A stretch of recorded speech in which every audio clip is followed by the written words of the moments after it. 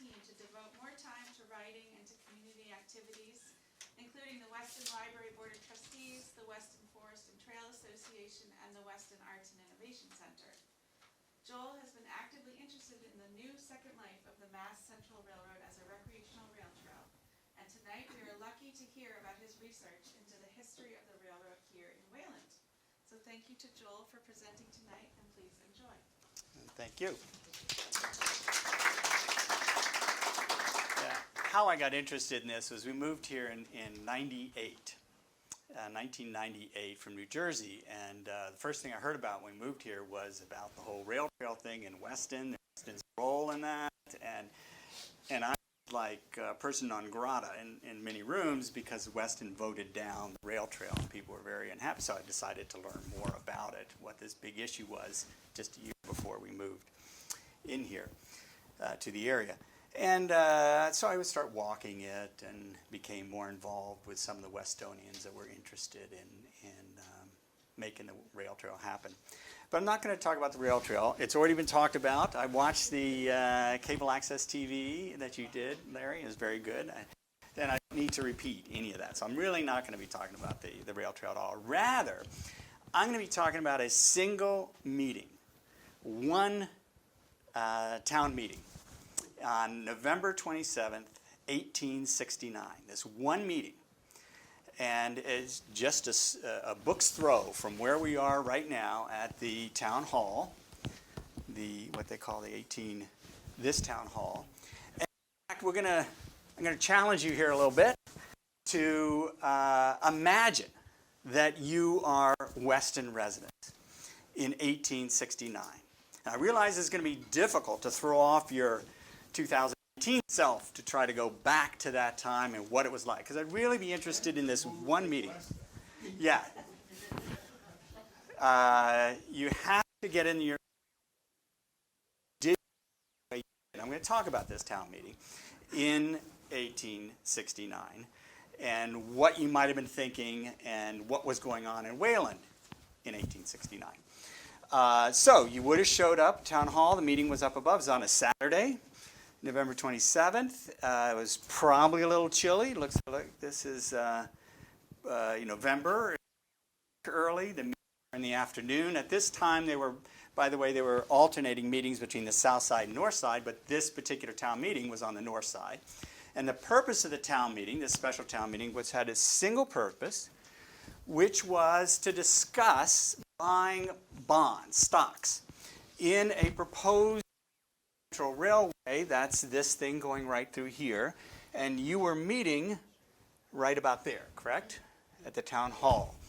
There were 105 of you showed up, and your challenge was to decide whether you wanted to buy 325 of these things, these shares in a company called the Central Mass Railway Company at $100 per share.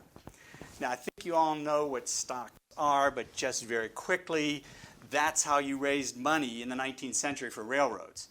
A railroad company got permission to sell stock. They sold stock all over the state, and they tried to get the town to buy some.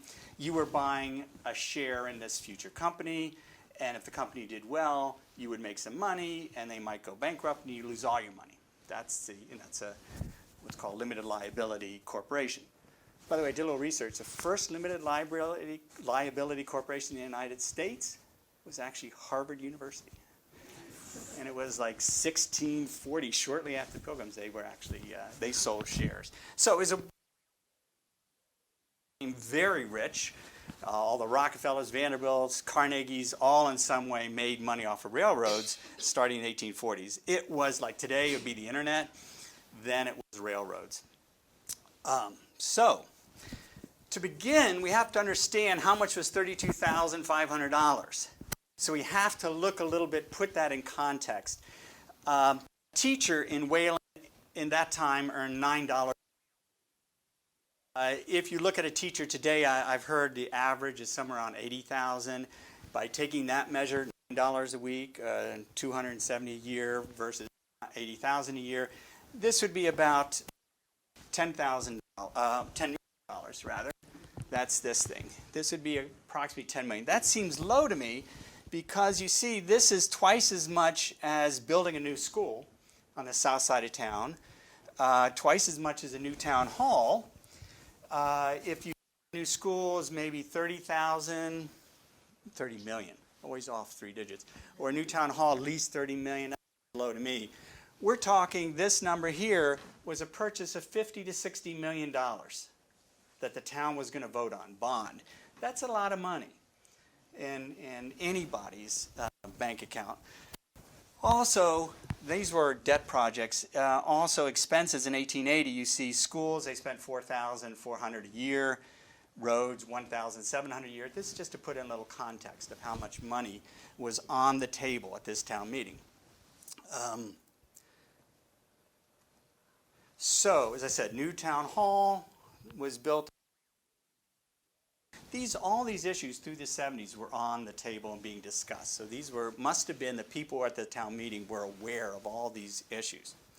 So who were these 105 citizens?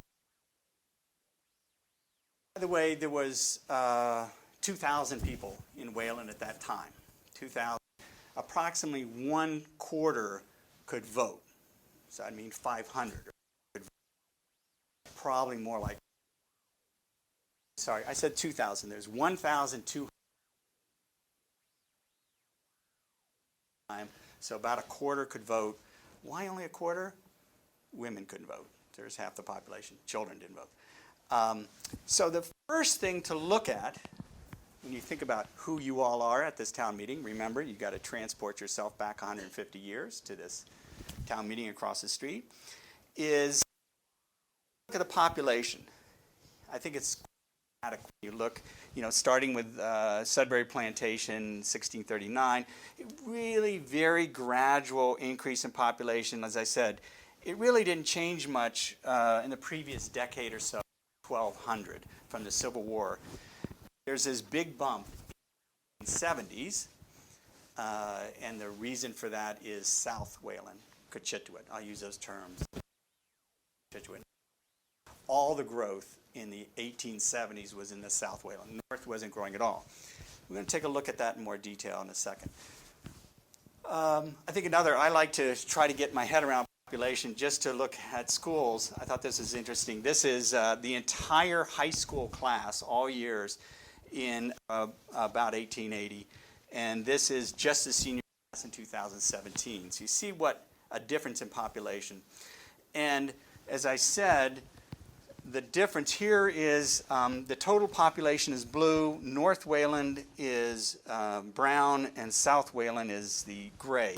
And as you see, North Wayland had many more people than South Wayland. North Wayland's Wayland Village, where we are right now. And in 1850, still twice as much. 1865, 1870, when the vote was taken, Wayland Village, and this is important, you probably all came from Wayland Village to come to this meeting tonight in 1869. Now what happens in 1880s? South Wayland is more populous than the north. And this is important for how the town had to, the sectionalism that was occurring in the town. And in fact, it doesn't, and not until 1960 does the population in North Wayland and South Wayland equal out at about 5,000 apiece. So it's a long time. I think more important than looking at total population is population density. Today, Wayland has almost 14,000 residents. That's one person, 7.3 acres. So if everybody was distributed in Wayland throughout the town, you would all have 3/4 of an acre. Fortunately, not everybody's distributed, so we have some open space to enjoy. Hey, Paul. We have another train expert in the back. But there are 5,000 households, which mean about 2 acres per household.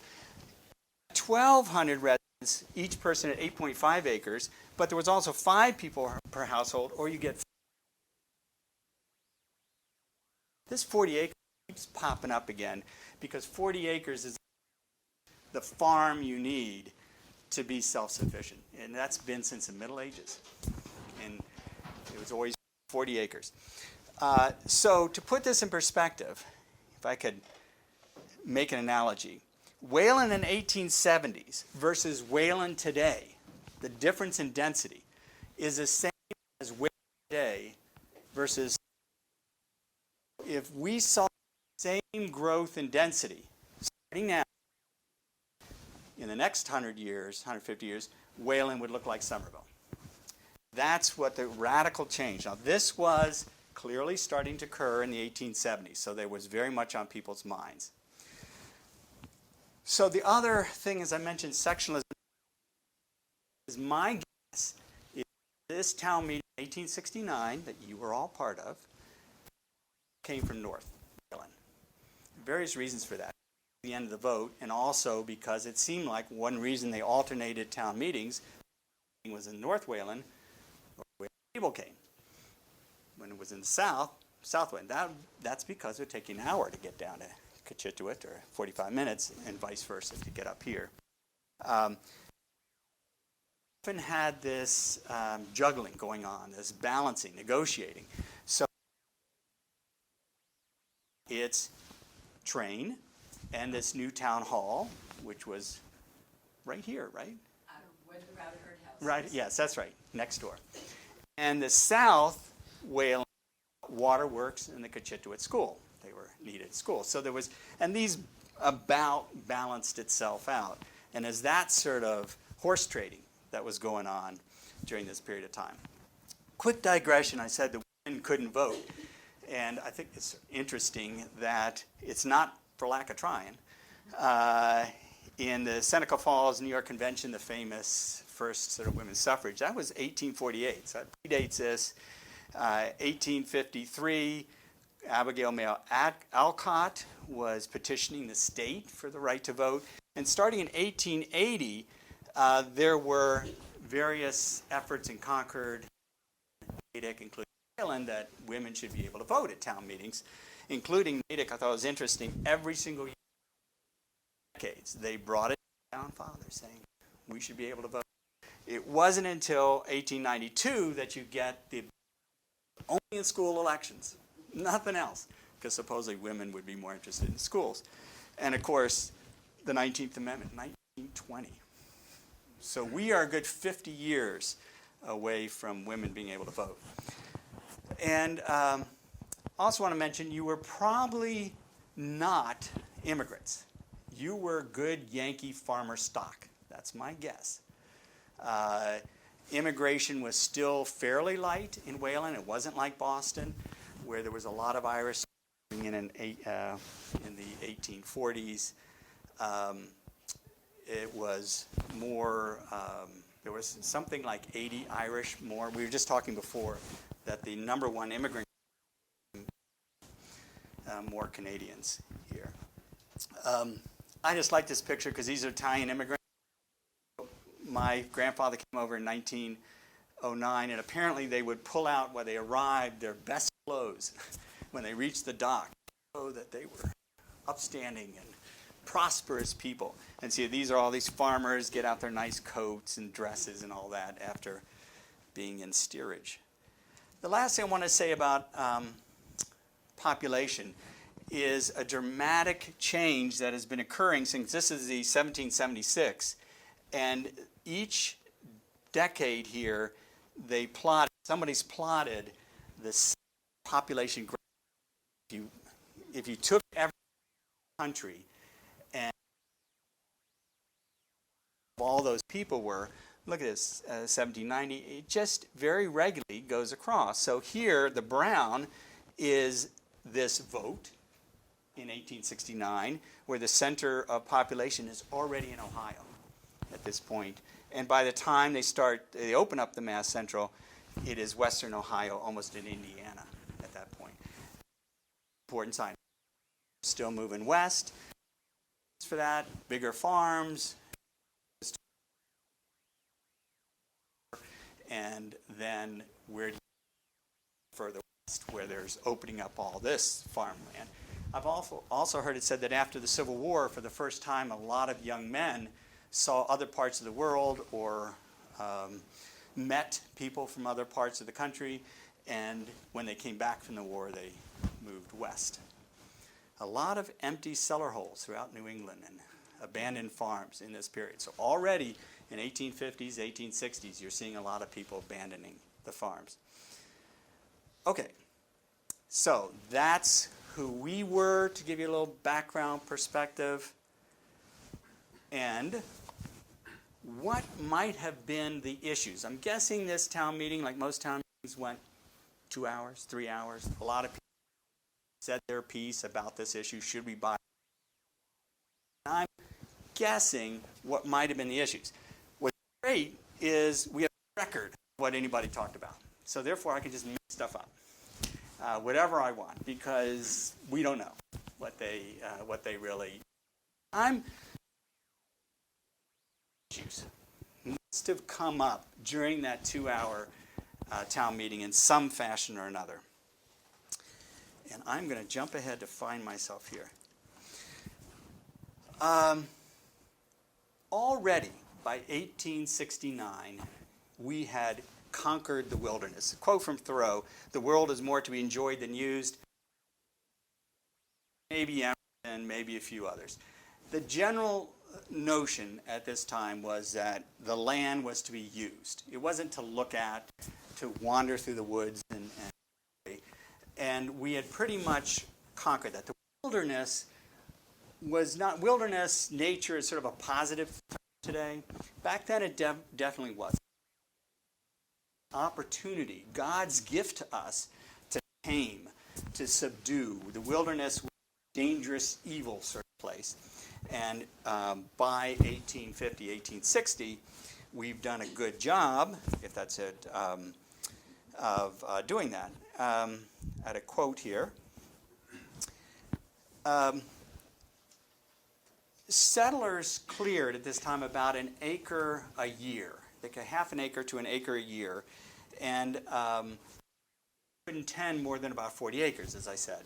And at 40 acres, 1/3 of that had to be woodlot, because wood was important for building and for fuel. 1 pasture for your cows, dairy farming area in Wayland, and 1/3 then for your crops and your orchards. But unless you had help, you weren't going to do more than 40 acres. There was also a change at this time from oxen to horses. Oxen were common before this period. They were almost gone by 1860. Why was that? The land had already been cleared. Oxen were good for pulling out the stumps, for moving boulders, etc. The other reason was there was a new breed of horses, much more powerful. This interesting picture, because it shows both. Here's a farmer with two.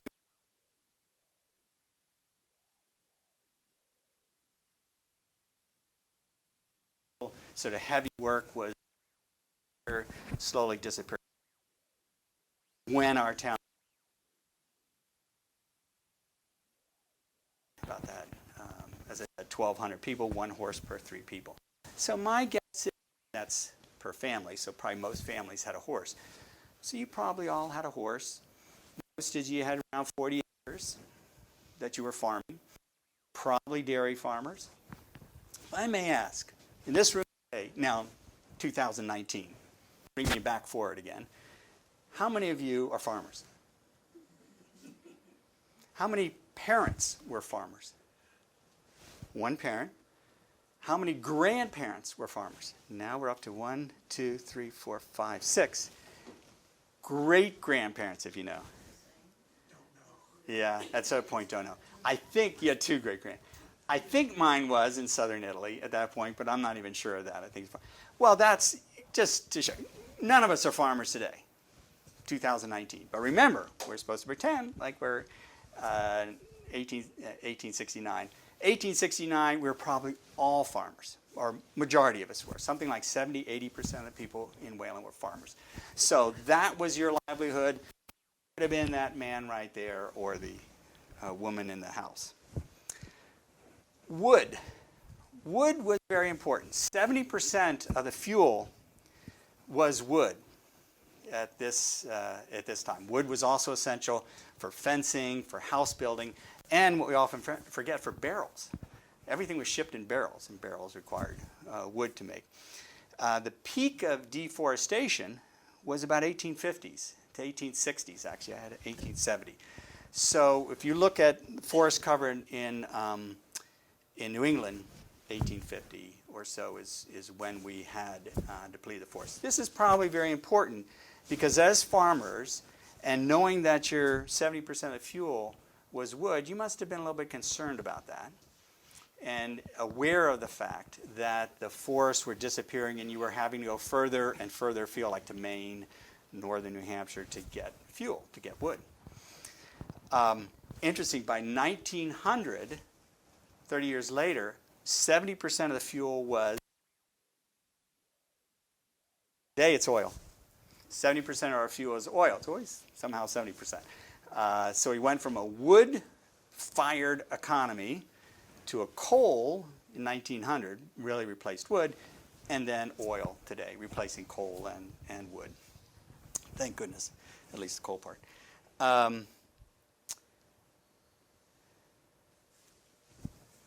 So we were running out of wood, moving to coal. I mentioned about the industries, the factories in South Wayland, the shoe factories in there. The Bent factory alone used a ton of coal a day.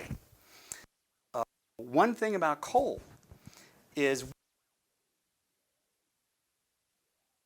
down, although forests were just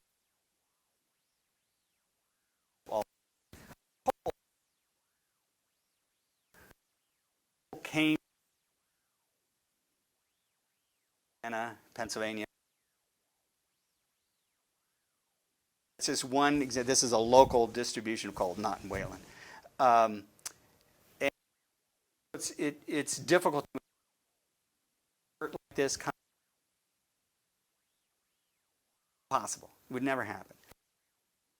Coal had to be moved by boats, and in fact, we got most of our coal from England because it's easier to ship coal across the ocean to Boston than it was to take coal from Pennsylvania. So that was, and trains, of course, reasons for trains was to carry coal around. Interesting that all these coal distribution centers popped up around change stations. And Wayland had one, Arthur Atwood's Coal, Wood, and Ice Co.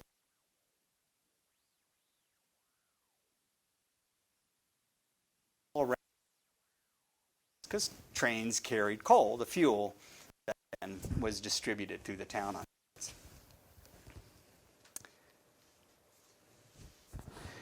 Interdependence. Another thing that must have been talked about at the town meeting back in 1869. Another question for you all. How many of you here work or worked in Wayland? Anybody? 1, 2. You work at home. In 1869, my guess is that everybody in that room, 50 of those voters who were voting on that side, worked in Wayland. To 150.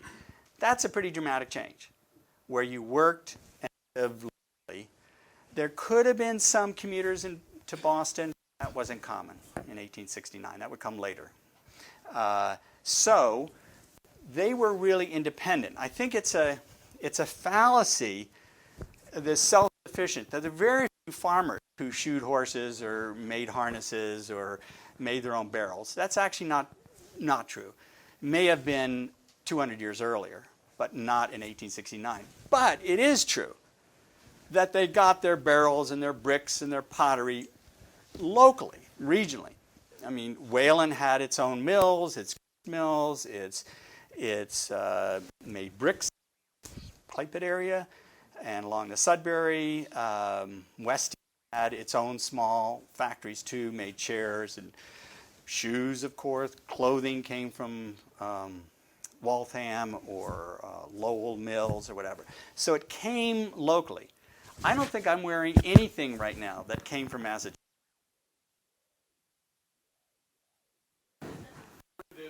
Or this country. I think that's true. So we've moved from a regional economy in 1869, which you all are living in. Remember, I'm jumping back to 1869, to a national economy, which once a train connected the country, to an international economy, where now our products come from anywhere. And that's another important point, because I'm people in the room must have been talking about that is, well, we're getting now our hinges out from Springfield or our rifles or something like that. They aren't coming from Wayland, but they're coming from other neighboring towns or from Boston or whatever. I think this would be an interesting history project. I thought about it, is to take different maps like this and look to see where the grist mills are and the cider mills. By the way, there are 5 in Wayland, which is hard to believe, but 5 cider mills. So there was thousands of apple trees. They made their own cider and distributed locally. I don't think there's a cider mill, and I could be wrong. Anybody know if there's a cider mill? Where the nearest one is? I'm sure Massachusetts has some. But anyway, look at an 1870 map to see, compare it with like 1889. Now the trains have been running for even longer, and to see how many of these local industries making have disappeared in the area and moved further afield. So it's a national, not international yet, except for England.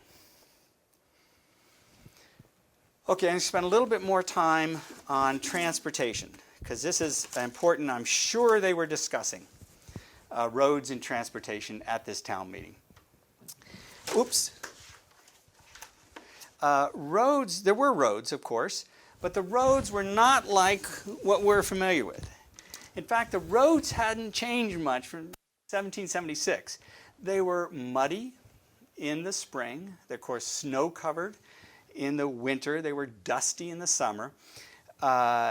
In fact, Emery, the historian, her book, talks about, this really shocked me, that the schools went on vacation in March in Wayland because the roads are too muddy.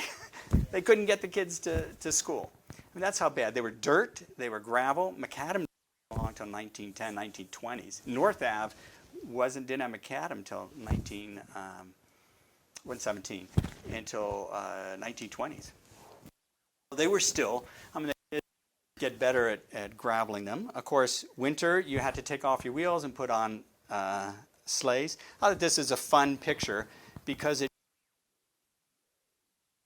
this is a great. Every spring they would go out in a team of 4 big draft horses and grade the whole roads. Again, had to do and almost surprising that the roads are so bad because it was a #1 expenditure for the first 100 years of Wayland. As it roads and bridges is what, and you could sometimes off your taxes doing work on the roads. You got like $2 a day if you did that. So what's the impact of the roads being so terrible? Now, November, you probably came here in a horse or in a carriage in 1869. Hopefully the roads weren't so bad, but you're very aware of the fact that it's not easy to transport stuff around. Well, one of the impacts is, and of course, no cars, no trains in Wayland. These circles are my estimation of how much a healthy person could walk an hour, which is 3 miles. I'm more like 2 hours, personally, but 3 miles, here we are in Wayland Public Library, and I drew a 1 hour, 3 mile walking radius around. You could get to Weston Library. I don't know how many people could get to Western Library. Yeah, an hour. That's about right. An hour out of Sudbury Center is Wayland. Then I came across an interesting finding. Each one of these towns seems to be an hour away from each other, the center. You get Weston Library, an hour to Wayland, Wayland to Sudbury, an hour to Lincoln, roughly speaking. And then from Wayland, I was looking at, you get an hour to Wellesley Center. It's like there was this natural, every hour or so you needed another town. Because that's about as far as you could carry your shoes or your whatever you needed to get around. So it was a rather closed. Boston's 16 miles away from here. I think that's right, 16 miles away. If you could comfortably go 2 miles an hour, that's 8 hours. A horse can go about 4 miles an hour, but it's pulling a load, it's back.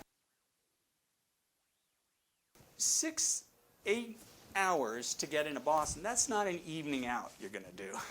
You know, and I read some of the stories of, at this time period, a farmer would take his milk, he'd leave at dawn, he would go into Boston, unload his thing, and come back after dark. So it was amazing that they actually did it in one day. If you do a 30-minute walk, you see how narrow we get now. You don't even get to Cochituate. You don't even get to south. You can't get to Weston at that point. That's why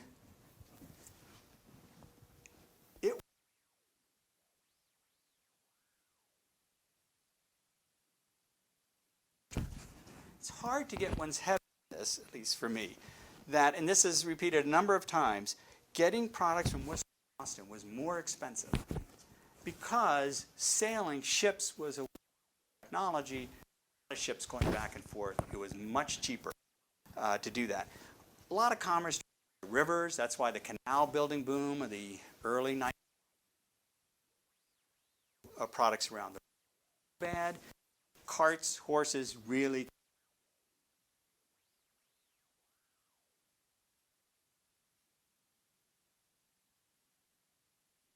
your dairy, your products, or whatever. As I said, at this period of time, 90% of all goods travel by sea. So that brings us to this debate we're having about the Mass Central, which is this black line going through the middle of the state. Already this red line, which is the Albany, what's called the Boston-Albany line, that is one of the first lines in the United States. Commercial lines, 1844. So that's been around for a while. That's 1834. This is 1844, the Fitchburg line. That's the one that went by Walden Pond that David Thoreau writes about, built on the rails, built on the backs of the Irish laborers or something like that. You see this line is never more than a few miles. I forget what it is. Remember 20? 10 miles. Really? Never more than 10 miles from another line? Wow. And I've heard, is this true, is the only town along the whole Mass Central that was some other train line.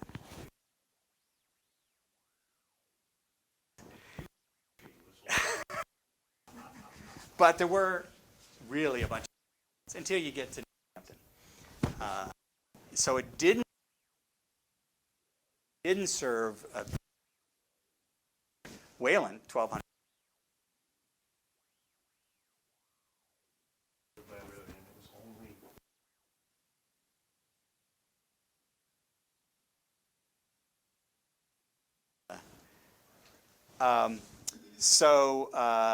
As I said,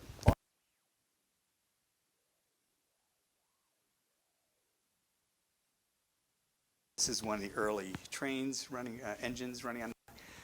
Now, I would think, too, that they were very aware at this town meeting, because this was a big news event. You know, the Golden Spike, everybody knows about this, is the joining of the Central Pacific and the Union Pacific in Promontory Summit, Utah Territory. So this was the same year. This just happened a few months before the town meeting, and it was a well-publicized event. So already you knew that the trains had crossed the country. A dramatic moment. And that probably influenced somebody, I'm sure, stood up and said, we got trains now going to San Francisco. It almost made it to San Francisco. And, we don't have our own train. But perhaps a bigger impact on the decision-making was the Erie Canal. And why is this? Erie Canal is 1825. One of those canal barges carried 30 tons. This canal, unbelievable. I biked the Erie Canal last summer. It's amazing that they ever did. Has anybody seen the Erie Canal? Yeah, boy. Amazing that they did this thing in like 5 years, and it paid for itself in 9 years. I mean, this big ditch all the way from Buffalo to Albany, and a couple of side paths up to Ontario. And it was jammed. It was lined up. It opened up the West.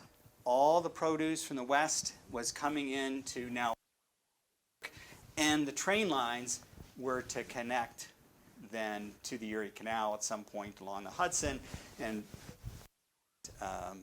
products in. I've heard it claimed that New York City is New York City because of the Erie Canal. It was after 1825 that is when it boomed. The Erie Canal then was even further enlarged. It was so successful in, I think it was 1860s. They widened it, and each one of the barges was carrying 100 tons. A horse, tons. So 25 times more than a horse pulling a cart could carry. And by even 1840, 30,000 tons of wheat, and that's just wheat, was carried down the Erie Canal into the eastern seaboard. So the impact was dramatic. Now a lot of produce was coming, wheat, corn, oats, livestock, etc., was coming from the Midwest. And of course, immigrants took the West. Another big impact in transportation was the trolleys. As soon as, even before the Mass Central, there were trolleys, not trolleys, I'm sorry, what they call buses, omnibuses. They were carrying passengers. That's a little one. Is this Lokerville? That's how you pronounce it? Lokerville. Was carrying passengers from Natick Center to Cochituate. And in fact, there were ones that supposedly carried 74 passengers, pulled by a team of horses, and they brought the workers from Natick to the factories in Cochituate. So they already had these omnibuses going back and forth. And not up to. Then the next step forward was to put these trolleys onto tracks, iron tracks with iron wheels. And now a horse knew a lot about friction back then. It's interesting that a boat, the horses, about the same 10-to-1 ratio friction reduction. I even seem to think that it's less than that. But anyway, horses could pull 10 times more weight at that point. And in fact, Wayland then in 1889 gets its own trolley tracks from Cochituate up to Wayland Village. Okay, so what does this mean in terms of transportation here? It's trends you look at over history are sort of gradual. Let's say deforestation. You'll see it sort of gradually happening, or a lot of technologies with communication or whatever. They take trains. It's easy. You travel at 2 miles an hour, maybe at best at 3 miles an hour. The train are going 30, 40 miles an hour. This is unbelievable. And there's a time to get to Boston, 5 hours estimated to. All of a sudden it goes to 30 minutes. Boom, overnight. It's just dramatic. A few things change so rapidly. That maybe a little bit more is, what if you could get from Wayland to Symphony Hall in 4.5 minutes? That's equivalent to what happened when the trains came through. You get into downtown Boston in 4.5 minutes. What technology would do that? I don't know. Hard to believe anything. I wonder what they thought in 1780 or whatever to say, getting into Boston in 30 minutes, what technology could possibly? Well, I don't know. And you could travel to the Met in New York City in 20 minutes. Difference. The Wayland resident in 1869. But, and it's 1950, you start to see more cars and that sort of thing. I just like this picture because it's bicycles or horses or cars all in the same picture. Communication. Up until trains, communication and transportation, you didn't separate the two. No one separated that two. Messages traveled as fast as a person traveled. It wasn't until telegraph, carrier pigeons, maybe, and smoke signals. It wasn't that you could separate communication. It decoupled them from a human could travel because a human carried the messages. The point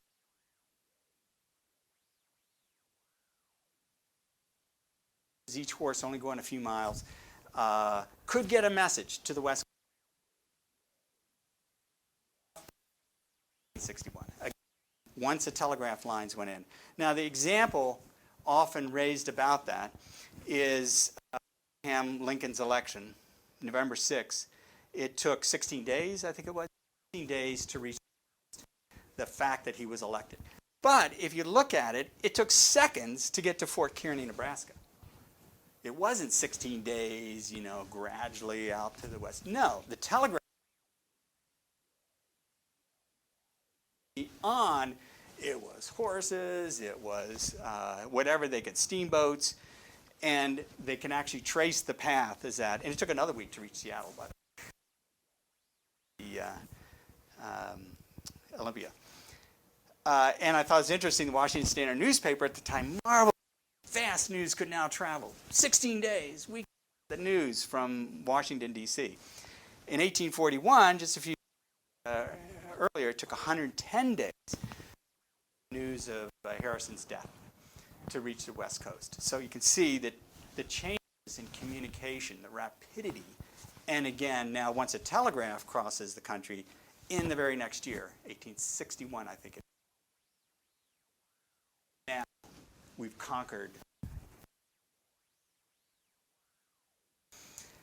Of course, telegraphs, every train station, by the way, had a telegraph office. That's how they communicated down the line. That's where your telegraph office generally was in a town. But telegraphs were, Morse code. How many people remember Morse code? The older ones here? Yeah, I don't know if I remember much besides SOS. We all had to learn in Cub Scouts or Boy Scouts. I don't know if they still teach.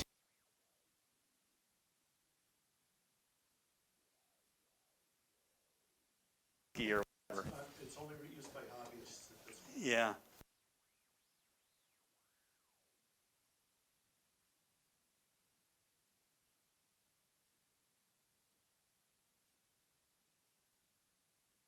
For our merit badge, we always had one of the required ones of the Morse code merit badge. You had to get pretty facile at it, as I remember. We had all the letters. Well, we'll go to details on how we learned it, but it was I had to learn as a kid. And we did it with mirrors, and we were so proud of ourselves to do it. But that was the age of, I guess, Morse code. Of course, March 10th, famous 1879, called the most famous patent of all time. Watson, I want you to see you. I even think a more important date is this one just a few months later. Bell was a 29-year-old inventor, the Athenaeum for the science or whatever. And there he walks in, a group of gray-haired, distinguished scientists, and he sets up his equipment, and midway through his talk, he picks up a receiver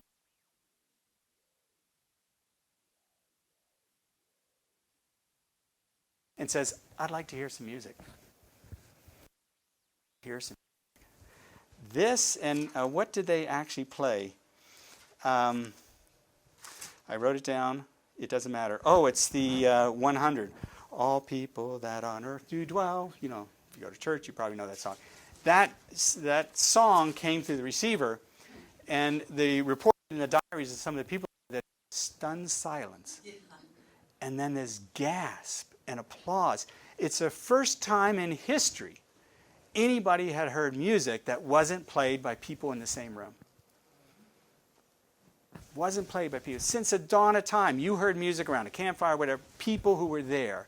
And now you could hear music. You could hear voices that people who weren't right there present with you at the same time. An amazing decade. Okay, industrialization. As I said, you were all farmers, probably. But you're very aware of the industry. Maybe some of you industry, or you were millers or something like that. We did a little survey here of how many of you work in agriculture. It's 0. I've heard in Wayland it's about 1% or less than 1% today actually farmers. Over half the population, or 60-70%, were farmers back at the time this decision was made in 1869. But as said, the shoe factories were there already This is sort of the way it was in 1840, where you had small shops, master shoemaker with a couple of assistants. Then they start to bring people together into factories. I don't have a picture of the inside. I think this comes from Lowell or whatever. And this is the bent factory at its height, probably 1870 or 1880.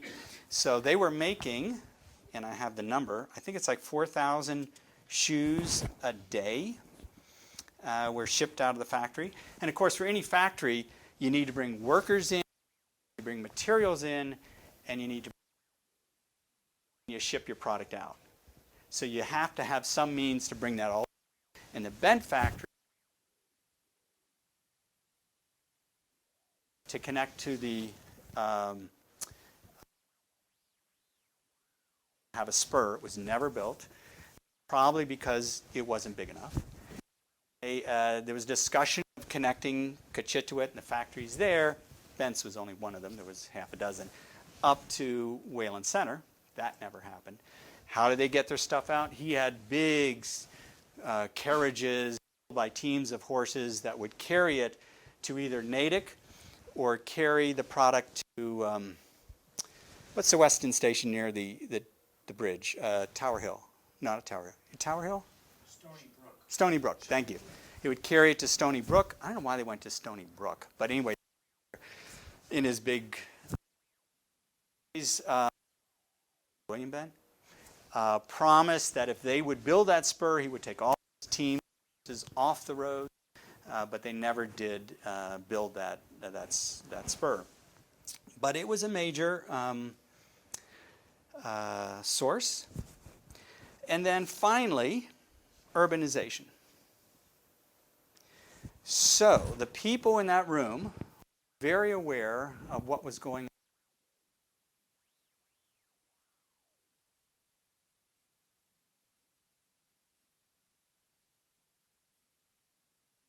on to Boston. Dramatic change over that decade from 90% living in rural areas to 90% living in urban, defined as cities or towns of 2,500 or more.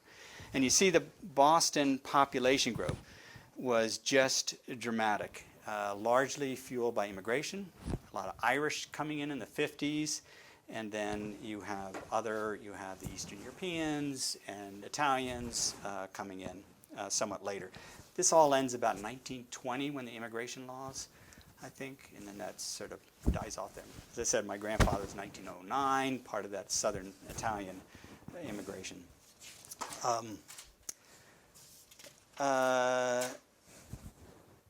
Now there were all these workers in Boston serving the docks. Boston was a big shipping point. They said there was 100 ships in the harbor at any one time. Pulling those ships, it was a major port to the south, to Caribbean, to England, and of course you had dock workers. You had all the people who supported that industry. There's a picture of Boston about 1870, and there were also 8,000 horses in Boston in 1890. This is right before what happens here, electricity. And they immediately start to electrify. And why? You think horses, what's wrong with horses? They're cute, you know. Horses, let's not romanticize about horses. Each horse produced 10 to 20 pounds of manure a day. So we're talking a lot of manure. 80,000 pounds, tons of manure produced every single day. Where'd that manure go? It was the biggest export out of Boston to Wayland and to Weston and to Sudbury because the farmers used the manure for their fields. I think a lot of that manure went into Back Bay before they cleaned that up. So they apparently what do you call the basin? That was a tidal basin before they put it in, and every day the tides would come in and wash the. And the other thing was horses died, and this was a major issue. I mean, there were horses' carcasses everywhere. Just to be nice to you, I did not include a picture that I found that comes from New York City of one street knee-deep in manure. It's, I think, a somewhat famous picture at the time. but just to be kind to your dinners, I did not do that. So the same issue about urbanization, that here's the State House. This is approximately a half an hour walk. I think that's what I did. And this is approximately an hour walk to the State House. So if you worked on the docks, if you work downtown, if you work in the factory, this is about where you could live to get to there. Well, that doesn't work very well for a population of 1 million people. So what do? You try to jam more and more people in the tenements in the north end and the south end, and 3 things. First, elevators. Why elevators? You couldn't build a building more than about 7 stories before elevators. I once stayed in Paris in an old building when I was a student, and I was on the top floor, a very hot attic floor. It was 7 floors up. And I was like a 20-year-old. It's tough to go up 7 flights a day. It's really very difficult. So Otis elevators, first time, back to the same year, don't we? 1870s. Elevators. Not sure if you would have known about elevators in your town meeting. This is the first building that actually used it. It's only 1, 2, 3, 4, 5 stories, but they put in elevators. It was actually, the big invention was a safety latch or something. People were too afraid that they would crash to the ground and die. Number 2, so elevators was number 1. Number 2 was structural steel, which allowed you to build taller and taller. This is claimed often the first skyscraper, Chicago, 1884. So this is about the time the Mass Central starts to actually go into service. You now have taller and taller buildings because of the use of steel. And what's the third? So now you have elevators, you have tall buildings, you still got to bring people in. Street trolleys.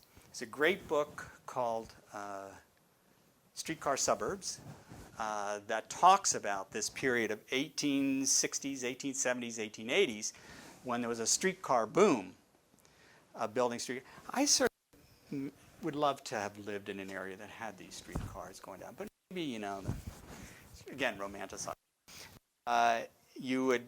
They didn't want to slow things down because now a streetcar goes 6. Roxbury, Somerville, they're all streetcar suburbs. They could, and you had streetcars.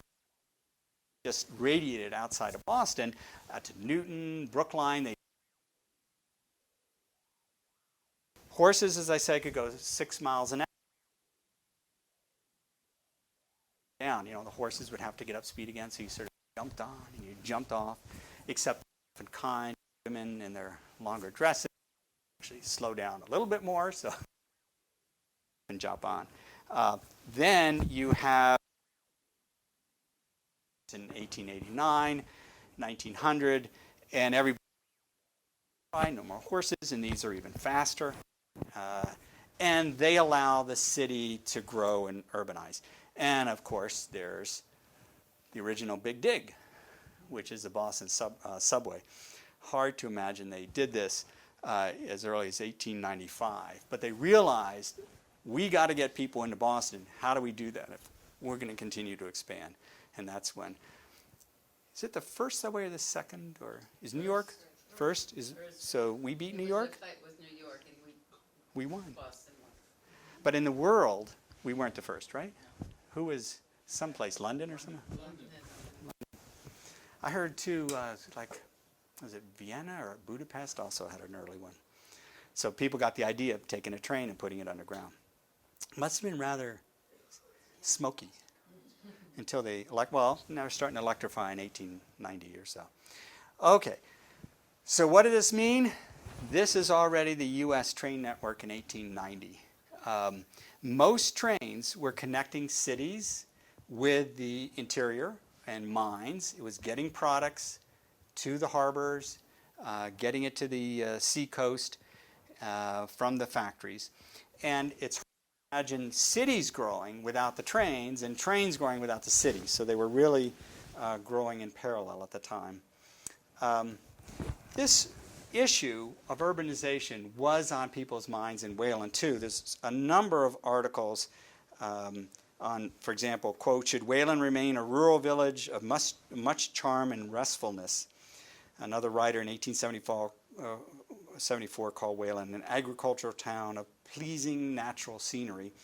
So I think there was a town meeting. There really was an issue of people who want to keep Wayland as a rural, quiet, natural place versus those who really wanted to industrialize. I'll talk a little bit more about that. Just quickly, too, that at the same time here, because of the trains, leisure activities changed. You could get into the Boston Symphony or Boston Music Hall. This is a picture of the Boston Music Hall, which predates the Symphony Building. I can't believe there are that many people who are going to some concert or lecture. But they had lectures. This is where they had the big emancipation ceremony at December 31st, 1863, when the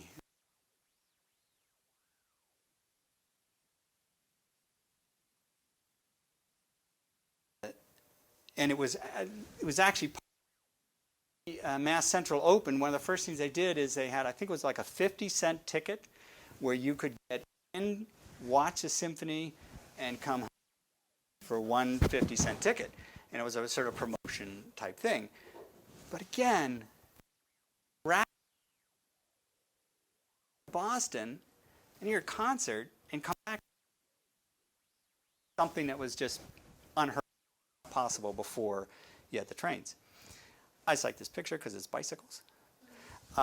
It also possibility. There's Nuremberg, which is on the Charles River, and Newton became very popular. Even Dudley Pond, people would come out here. Apparently, people were fishing and boating, and they would take care of Wayland in the countryside, just coming out for the air. And in addition, it's the birth of summer resorts. This one I'm familiar with. This is Ocean Point, Maine, and this is Booth Bay Harbor, Maine, which is where we go. Family got a cottage, started going here in 1890. Boats, but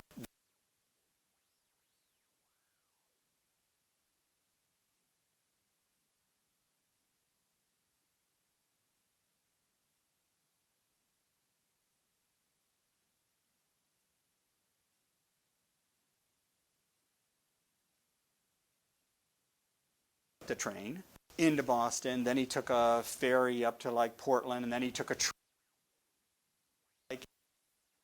and he's exploring Katahdin and the north there. I mean, a lot of it's on canoe that he writes about, but he took trains and steamboats to get up there. Okay, I wanted to read a little bit about putting this all together in terms of railroad fever. And I'm guessing that some of you were afflicted. Some of you had caught the bug of railroad fever. And I want to read a couple of quotes. Promoters used the steam engine as a metaphor for what they thought Americans were and what they were becoming. They frequently discussed parallels between the locomotive and the national character, pointing out that both possessed youth, power, speed, single-mindedness, and bright prospects. Quote, the railroad was seen as an answer to virtually all society's ills, from poverty to illiteracy. Education would be improved through the spread of knowledge. People's health would be improved because they would have easy access to the joys of sun, sand, and sea in the summer. The railroads were seen as democratic, a way of improving the lives of all those who traveled on them.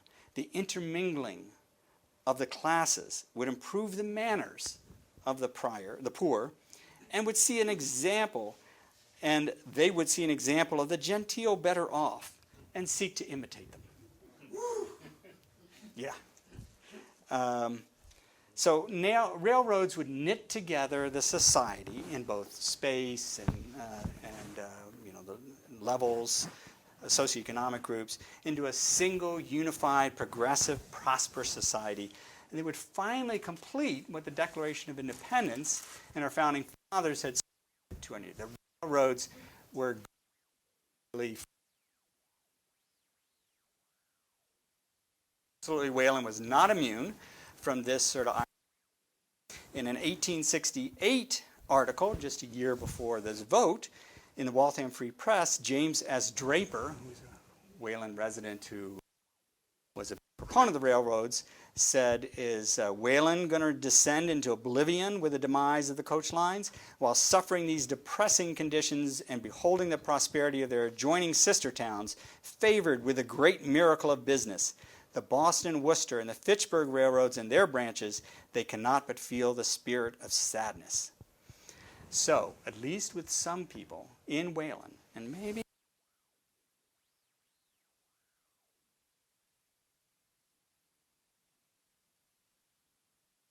no, make it the way to get your head around what it was like in 1869. As disappearing as backwaters. While you saw Fitchburg and Natick and Framingham and Leominster growing and prospering, and what was going to happen to you. So there was this period of time, a radical new change in the economy. You had land, capital, and labor, and all three were unlimited. Unlimited. For example, let's say you didn't have enough fish. You don't have enough fish to eat. Unlimited. You get more boats. You get more people put on the boats. You sell more fish. It was unlimited. Unlimited prosperity. And all were seen that way. Nature's sort of this closed system where things die. Unlimited growth. And people probably felt that way, that we weren't in a closed economy. It was wide open. So civilization is a perpetual process of wealth creation and market activity aided and accelerated by invention. The infinite love of God has been replaced by the infinite powers and resources of the earth. Where is that from? That is, oh, I should have written that down. It's from a book I have in the back, but I don't know who actually said it. Wolmar on the trains. So, how would you have voted? So now the town meeting, it comes, you got to make a vote. Obviously, it's sort of silly. It's hard to put yourself in 1869. But do you know how the people voted then? I know some people in the room do. 105 people. I don't know who. But the people who spoke up about what's happening with industrialization and regionalization and population growth must have won the day. This particular town meeting, I should say caveat here, town meetings, where they revisited this stock purchase, and some of them overturned it, undoubtedly because it was a now sectionless north versus south, and once south felt like, well, the train's not going to do anything for us. But it did finally pass and go through. So now I'm just talking the impact. I'm going to brush through this just to say, you know, now we had trains, we had schedules, we had train stations, and what was the impact of this over the next 90 years? Well, number one is it's the end of the era for the taverns. They were dying anyway, but any number of taverns in Weston and Wayland. And of course, harness shops weren't much value anymore. The peak year, they say, is probably about 1920. Cars weren't widespread yet. They were just about, the first car in Wayland was 1900, 1901. This 1920, they actually had trains running through Wayland, didn't stop at Wayland, all the way to Washington, D.C., out to Harrisburg, didn't last all that long. Freight, this is the siding in Wayland. There was, I think it's fair to say that no big industry came to Wayland. At times, but it never happened to Wayland Center. Not bring in a lot of industry as some of the boosters had hoped it would. The farmers, you are all farmers, remember, did ship their products of milk. Something I heard, 9,000 cans of milk went in every week to Boston to feed all those growing population. Hay, horses. It was that period where the farmers could ship their goods into Boston. But I think what they probably forgot is, in addition to being it easier to ship products into Boston, So easier to ship stuff from Springfield or from Albany or whatever, the canal and the other trains. So a lot of products were shipped through Wayland to get to the cities. In fact, reading in a Weston, people used to come things in some of the now they could go right into Boston to do their shopping. So those little small stores on Boston Post Road in Weston at least closed up shop they didn't have. Now one impact it might have had is there was more summer traffic. By the way, anybody who has a different feeling about it, well, I'm going to stop in a second, see if disagree with my analysis here.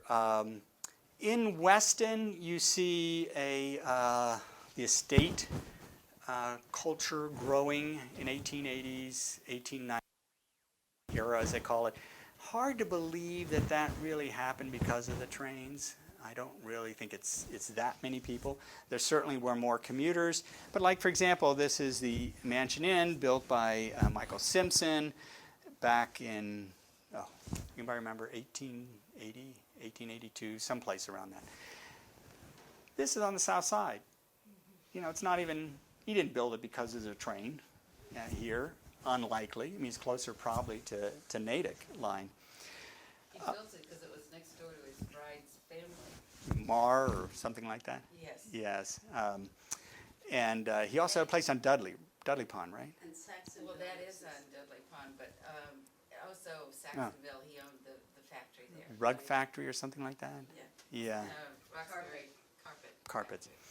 Yeah, so, you know, and he was close to Saxonville. So this is... And when you read, she wrote a book, his wife, and she often talks about the trains in Saxonville. Yeah, and they did have a spur, right, that went into Saxonville. Yeah, so I don't think it brought a lot, it could be wrong, if anybody disagrees, brought a lot of the wealthy summer folk, or, I mean, it did, apparently, people came out to take vacations, take the fresh air, but not that dramatic. Commuters, it did provide the possibility for commuting into Wayland. This is actually Weston Station. But here again, I'm going to have to make the article. By the way, everybody talks about the 3 trains in, the 7 o'clock with the workers, the 8 o'clock with the clerkers, and the 9 o'clock with the shirkers. So the 3 morning trains, commuters could go in. But remember that chart I showed of the population of Wayland? It takes off in 1950, 1960.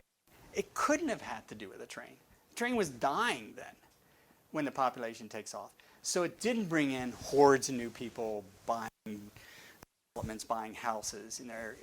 The numbers just don't make sense for that thing. So you didn't bring a lot of industry, didn't bring a lot of, and it didn't seem to bring a whole who were taking the train and funding the train. So what happened? Well, the big thing that happened is cars.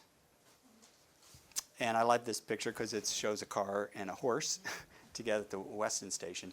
And macadam. You have now you have 1920s roads coming in. It was just car travel was easier. Cars just took off. They were very popular. What happened finally? The last passenger train to Northampton was actually before 1938, something like 1932. It was in the Depression. They stopped passenger travel to Northampton, and then you have the hurricane in 1938. Well, here's a passenger train, Ashburnham. Is on the Fitchburg line. Okay, so this is just a shot of what the hurricane did to the. So it wiped out the middle of the Mass Central, and it was never repaired. So it split into 2 different pieces in 1938. And there was the west continued and the east continued, the train line, but it wasn't making enough money by 1938. And of course, what happened was highways, Route 1. Route 128 existed long before the Route 128. No, it was just a small road going through Waltham Center. And here's Route 128 going through Lexington Center, 1938. And of course, then 128 happens. I love these pictures showing the same sort of view. This is North Ave. which then goes over, the 128 went under there, right, Mobile Station. And here's Bear Hill Road. Looking down, here's 128 went right through this valley. So all that happens in the 50s. And the train tried to keep up. They went to diesel. I should close up. They went to diesel and self-propelled cars. Here's a sad, now we're getting to the end. 1969, this is a frozen train in Weston Station, came from Wayland but couldn't get further, and I don't know what happened to the 4 people. Then we had Wayland in 1971. This looks like it's in the fall. They announced they're going to close the lines. And Wayland got together and tried to keep it open, said, we need more trains. Let's do an advertising campaign, sign up people. I guess it was Boston, Maine at the time, right? It wasn't MBTA. Boston, Maine said, okay, we'll give you a few months if it works. So they tried to get it going again, just didn't get the ridership. Last scheduled train was November 26, 1971. And it was this train, I think, if someone knows. I think that's where I got this picture. And it went out to Sudbury, I believe, and went back to Boston empty. And that was it. That was the end. There was a wedding train. The freight continued for some period after, and it was very sad. Look at the pictures of the tracks. It was just, they weren't maintaining it. So they get washed out. They get just poor, just track splitting, and there's just accident after accident. So that stops running in 1980, somewhere like that. So they still continued to Waltham in 1980? Just for a little bit. And then they stopped. Okay. So, wow. And it just reverted back to very quickly for the next 50 years here. Just pictures of how quickly the railway line just started to disintegrate. Okay. So finishing up with the legacy of the Mass Central. Just to know, you all voted 102, remember, to 3 against. How do you feel about your vote now? I don't think you should feel so legacy here. This is the Mass Central guy. You know, I've been looking. Did they get any money for their?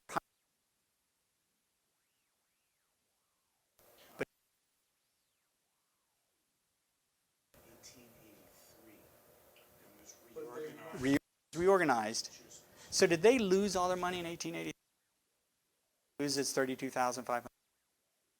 Actually, my business standard, they didn't sell stock in those days. You subscribed to stock, and then when the company assessed, you had to pay it in assessments. And in 1874, as you alluded to, that the town revoted. And didn't do their assessment. The town actually rescinded their vote. Right. So I don't know how much they actually paid in. Okay. But I thought they, okay. So Yeah. it's hard to say Okay. whether the town lost money or But I never saw anything of people saying, oh, we lost money, we lost 50 million, 60 million. So I read that, so maybe it is something, but I'm sure people did lose money. yeah. No one talks about the losses. Yeah. Well, and I'm just going to finish up. Actually, legacy isn't so bad in a way. This is all of a sudden, already you see the western section of the Mass Central. And so the point is that it was covered with railways. And it's really not the railroads that were ways, which you could never reproduce. Take a line right through the middle of Wayland, never happened. So throughout the country, back in the mid-19th century, if we can keep a hold of those right-of-ways. This is often credited with being the first rail trail. Barbara Gay this. It's down in, goes from Falmouth to Woods Hole. I rode this last summer too. It's a beautiful little rail trail. It's I think 11 miles long. Okay, and we are done.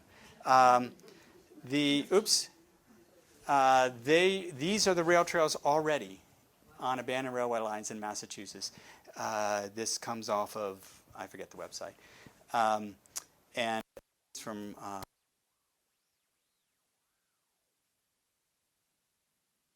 it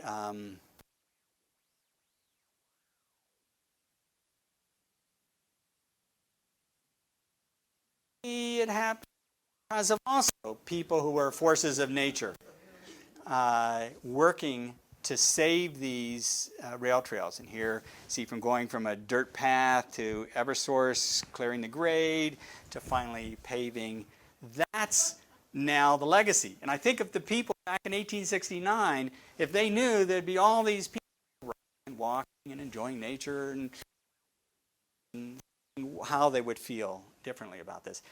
But as I said, all these miles of railway, and the East Coast would be ahead of the Midwest is doing a lot of rail trail work, trails out in Minnesota, Nebraska. It's all over the country. So that's Rails to Trails is the organization that's now, I think, around 200,000 miles, if that could be. That seems maybe a little high. Who rail trails now, and they started from almost nothing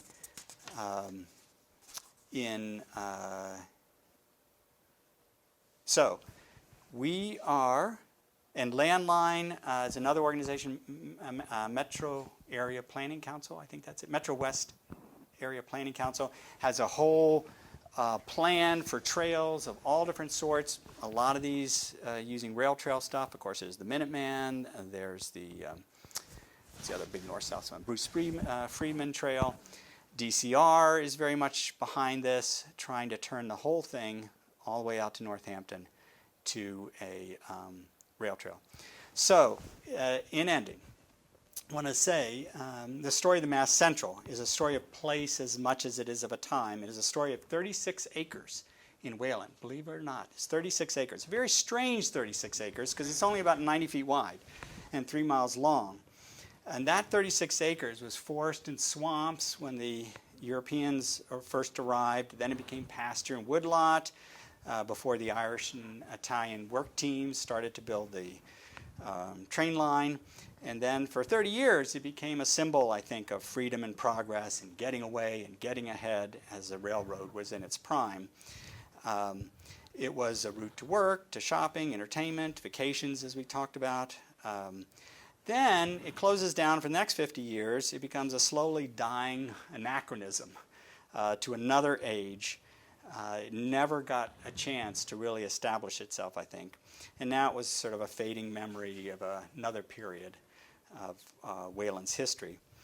And I think I remember passing it and barely noticing it. You know, you fly by in your car, and it's sort of like the hitching post, which if someone points it out, you see it.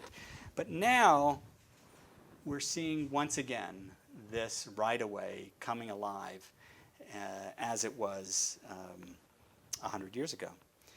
And outside of Boston Post Road, it's hard to imagine another stretch of 36 acres, which has so much history in Wayland's 300 years as this particular stretch of line has.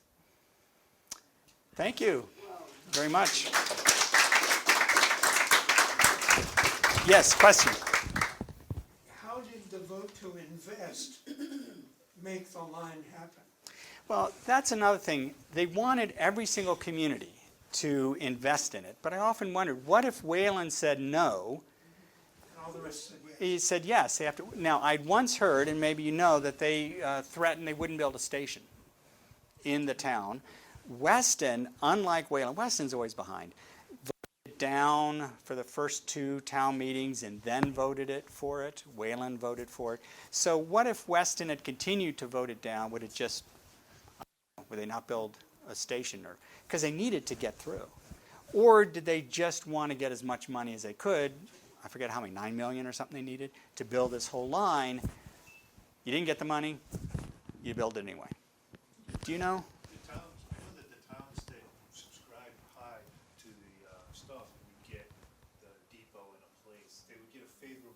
Right. easement. There was a story in Belchertown or Barry out in central Massachusetts where the railroad station ended up, 4 miles away from the town center. And Is so it was the payback. last place in Massachusetts to have a stagecoach that was still Yeah. running between them. Because they couldn't, and they were very disappointed. Well, I'd heard that Amherst, who's actually Emily Dickinson's father, made an impassioned plea at a town meeting. And they put a lot of money in and got favorable treatment. Yeah, yeah. I wonder if Emily Dickinson wrote any poems about this railway line. Good questions, because I wondered that too. I wondered about the whole money thing, of how that all worked. Any other questions about 18? You can go back to 2019 now. You can get in your cars, turn on your electricity, get on the phone. Walk home on the rail trail. Or walk home on the rail trail. Walk your 45 minutes. They must have met, I couldn't find when that town meeting was, but it must have been during the day, because there's no electricity, no gas lights. Thank you.